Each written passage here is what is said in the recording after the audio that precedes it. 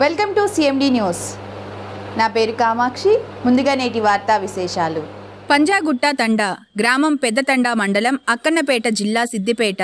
గత 15 సంవత్సరాలు పాఠశాల మా తండాలో ఉండేది. కానీ పిల్లలు లేరని గత 3 సంవత్సరాల క్రితం నుండి మా తండా ఉపాధ్యాయులకు పిల్లలకు మోత్కులపల్లి యూపీఎస్ పాఠశాలలో తరలించడం జరిగింది. విద్యార్థులు ఆర్టీసీ బస్సు ద్వారా వెళ్లి చదువుకుంటున్నారు.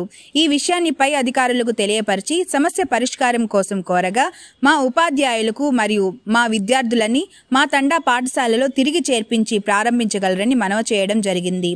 తెలంగాణ రాష్ట్రంలో కాంగ్రెస్ ప్రభుత్వం అధికారంలోకి రావడంతో మన ప్రియతమ ముఖ్యమంత్రి ప్రతి తండాలో ప్రతి గ్రామంలో పాఠశాల పునః ప్రారంభం జరగాలని ఆదేశించడంతో తిరిగి నేటి రోజున పాఠశాల ఉపాధ్యాయునిగా ప్రసాద్ రెడ్డి పంజాగుట్ట తండా పాఠశాలకు రావడంతో పాఠశాల నేటి నుంచి పునః ప్రారంభించడం జరిగింది.